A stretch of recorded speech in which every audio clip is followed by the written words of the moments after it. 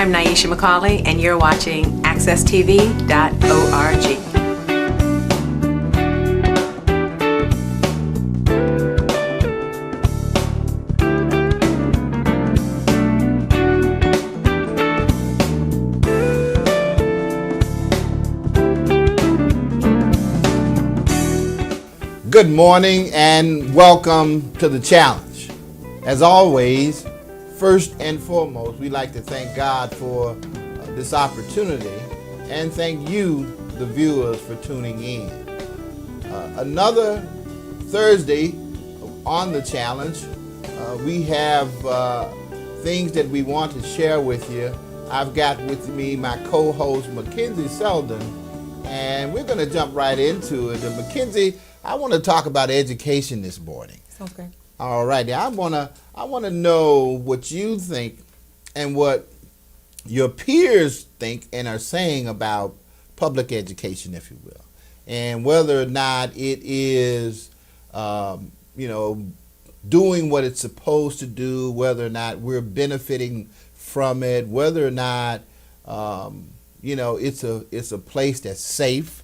Whether or not it's a place that you feel comfortable in the fact that your child is a part of it, or would you prefer one of those schools of choice, or would you prefer that they go to a private school? What are your thoughts? Well, it really has come down to not being a school of choice anymore, because I know for Hartford students, the school system isn't that great. So you want to get your child into one of the magnet schools that are around, there's a whole bunch around, so there's a lot of options. It's just getting them in there with the lottery. It's really hard. Mm-hmm. It's not an easy process. Mm-hmm. And those top 3, 4, 5 schools you might have, you might not get chosen to be in them. Mm-hmm. It would be nice to be able to send your child to a private school. They seem to be a little bit more focused on getting kids interested in going to college. Okay. However, it's expensive, as far as finances go. It's not really an option that is feasible for anybody.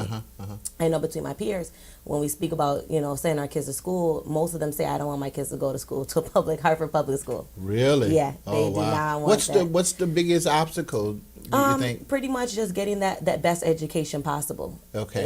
Having the resources that are needed. Preparing them for the workforce, sort of thing? Exactly. Okay. Either for the workforce or to go to the next level in their education.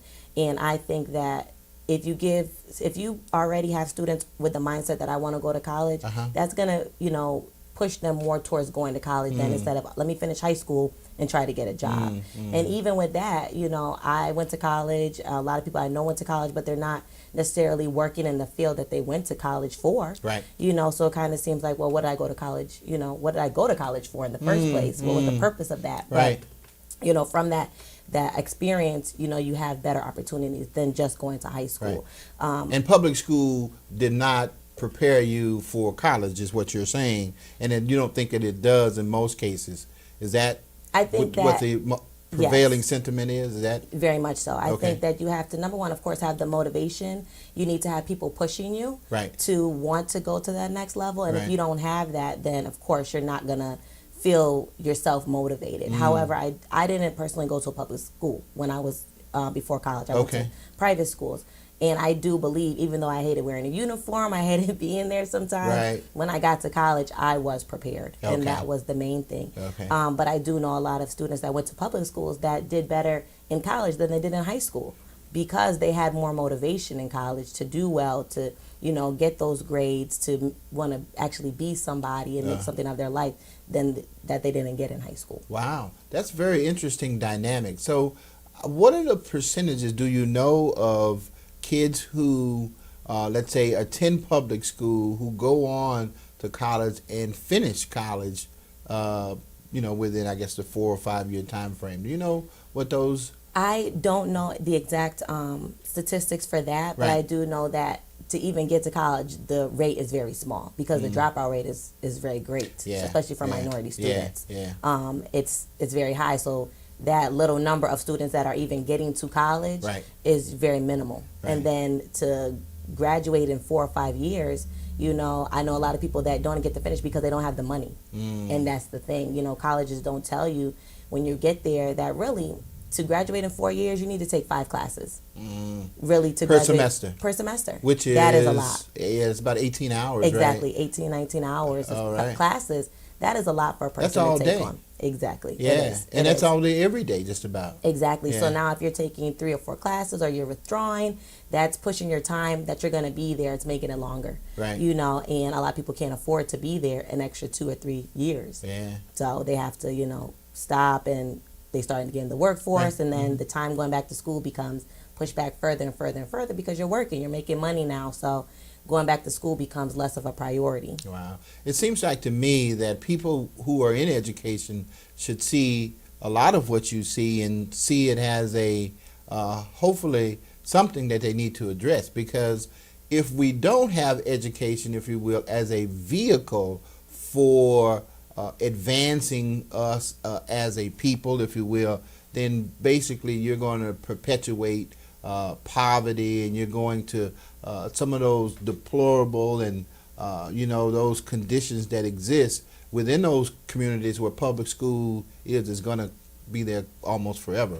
Exactly. It's like almost a vicious unending cycle. Exactly. Yeah. But my teacher friends that I do have, you know, they do that. They want to instill those values into their students. Right. But it's not only the students. It also has to be the parents. Because if the parents aren't behind you as the teacher, then, you know, you're both bumping heads. Right. Because if the teacher is on one page and then the parent is on the other page, ultimately it's going to come down to what the parent is saying. Because the parent is ultimately the one that is in charge. Yeah. You know, the teacher only has the student for a certain amount of time. Sure. And a lot of times, what my teacher friends say, it's like babysitting almost.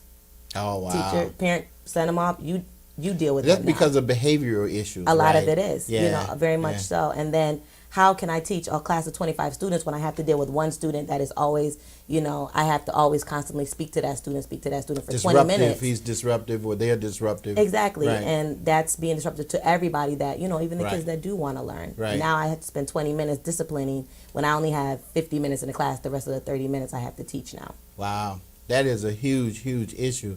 I wonder what we can do at this point. You know, I that's one of those things that I guess most of us take for granted, that, you know, if a kid comes to school, that he is interested in learning. But it sounds like to me, kids are coming to school now and they're not as much.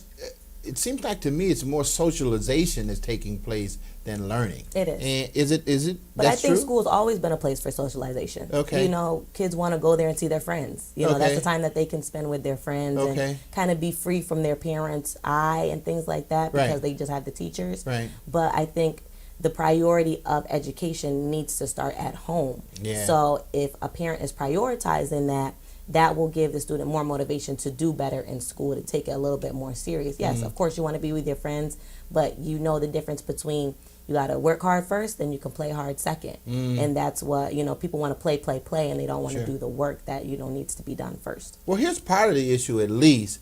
Parents have to work, and most of the cases, they're not working just an 8-hour shift. They're working 9-10 hours too. So there is a, you know, very... I'm going to say difficult situation when they have to rely on their jobs to provide for their families, but they still need to give more time and attention to the child, who actually needs more time and attention to address those things that will help him with his education, him or her with his education. So it sounds like to me, given that dynamic, that there's really another leg that should be added to the stool, and that's somehow getting corporate America or getting those jobs or those employers to understand the issues that parents have with respects to, you know, developing their own, you know, children, and quite frankly with developing the talent pools that the employers are going to need to fill those jobs. So nobody's talking about that, Mckenzie. I don't hear enough about employers' responsibility, and quite frankly, I think that's one of those things that they don't want to talk about, because all that matters to them is productivity and profitability. So they're not really, you know, in my opinion, they're not looking at it long term. They're just looking at it short term, and they are in survival mode. But yet and still, they don't understand the need for parents to do what they can to survive. Would you agree with that? I totally agree, 100%. And by the time a parent gets home, they're tired. They don't want to do homework. They don't want to sit at the table and they want to cook dinner, and be done and go relax. And a parent should be able to have that time to relax, but it shouldn't have to be at 11 o'clock at night. Because by the time they get home, they finish doing whatever they're doing, getting food ready, getting the kids ready for bed. By the time they sit down, it's 11 o'clock, it's 10 o'clock at night. And really, you should really at that time be getting ready to go to sleep, get yourself ready for the next day. I need my, 10, 20 minutes of relaxed time, quiet time, for me to just decompress as a parent, from your day. And employers, like you said, they do have to realize these children are going to be people that are going to be applying for your job later. But if they're not competent, obviously there's a reason for that. Maybe because they didn't get the education that they needed, because their parent wasn't there to be able to help them tutor, or at least even afford to get a tutor for them. Yeah, I think most people think we're making excuses, but I think that given the circumstances, given the dynamics of the economy that we're in, the environment that we live in, and that's one of those other issues that we have to talk more about too, the environment, because these kids are walking past guys who've been sleeping on the street all night, all day, and people who are homeless, people who have unfortunately mental illnesses, all kinds of issues that they have to see on a daily basis when they're in transit and trying to hopefully better themselves. Yeah. I don't know how do we get them to talk about that? Isn't that, I know part of my generation, if you will, we're having a conversation, but we're wondering why the conversation isn't much more isn't easier to talk about with folks who are younger. What do you think that disconnect is? Why is that? I feel like people have a lot to say, just no actions to go behind it. Oh. Maybe that they just don't know what to do. They're not sure exactly what the issue can be. And you have to realize you're not going to help everybody. Everybody's not going to come. But if you can, out of 10 people, you can help 5, that's something. Out of 10 people, if you help 1 person, that's something. You've done something. You've made a difference, at least in one person's life. And that person can go make a difference in somebody else's. And it just builds and builds and builds. I think that more brainstorming needs to be done, though, really. The issues need to be thought out, and then we need to try plan A. Then if that doesn't work, try plan B. If that doesn't work, let's have a plan C in the backup so that we can try something else. Because really, it's all trial and error. Try some things, see if they work, and if they don't, then you know what does work, and build upon it. Exactly. I kind of like that method, and I think for the most part that's what we're doing. I think that unfortunately, forces us into dealing with things expediently, and not necessarily being able to plan for them. There are, to me, certain people that people feel comfortable talking to, and other people they don't feel as comfortable talking to, because they feel like there's some kind of I'm going to say some kind of breach of confidence, if you will, and they kind of feel like what they say may not be handled the way that it should be handled, because that person just doesn't have the empathy to deal with the message of what's being conveyed. Would you agree with that as well? I would agree, because a lot of times when you're having a conversation with someone, their background might be totally different from yours. And a lot of times people get that I'm a little bit better than you because I've gone to college, you haven't went to college, but this person might have great ideas that can be implemented and be beneficial to people that are in the same situation. Like you said, the environment is a big part of these young people out here. So if you don't kind of come from their environment, if you think you're better than their environment, then they're not going to want to trust you and talk to you, to let you know what the real issues are. And that's what you need. You need that trust. You have to build that rapport with people to be able to find out what really needs to be done. I think there's no other way to get to the real truth of the matter too, unless you've spent that time with those people, cultivating those relationships where they are comfortable, that you really are interested in resolving those issues, and you can talk about real solutions to those problems. They need to see that. They need to see you getting your feet dirty as well. Right. You out there in the community doing the things that you said that you want to be seen done. Right. You can't just send other people to go do it. You need to be out there with them. And that way they see, oh, yeah, this person really cares. This person really believes in what they're doing. Yeah.